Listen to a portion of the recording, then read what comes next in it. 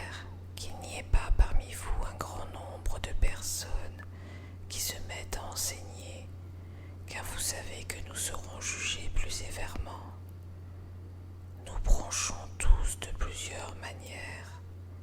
Si quelqu'un ne bronche point en parole, c'est un homme parfait, capable de tenir tout son corps en bride. Si nous mettons le mors dans la bouche des chevaux pour qu'ils nous obéissent, nous dirigeons aussi leur corps tout entier. Voici, même les navires qui sont si grands et que poussent des vents impétueux sont dirigés par un très petit gouvernail au gré du pilote. De même, la langue est un petit membre et elle se vante de grandes choses. Voici comme un petit feu peut embraser une grande forêt. La langue aussi est un feu, c'est le monde de l'iniquité.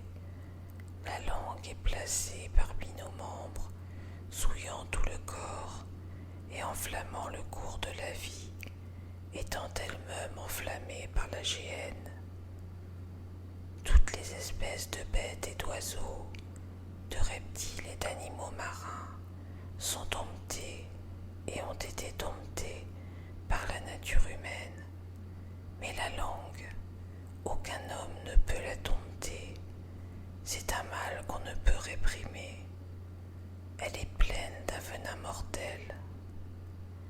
Par elle, nous bénissons le Seigneur notre Père, et par elle, nous maudissons les hommes faits à l'image de Dieu. De la même bouche sortent la bénédiction et la malédiction. Il ne faut pas, mes frères, qu'il en soit ainsi. La source fait-elle jaillir par la même ouverture l'eau douce et l'eau amère?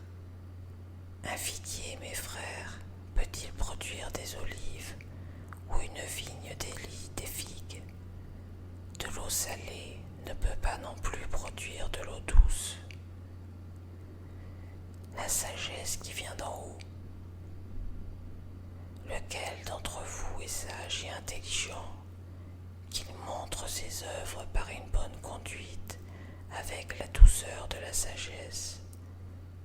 Mais si vous avez dans votre cœur un zèle amer et un esprit de dispute, ne vous glorifiez point et ne mentez pas contre la vérité.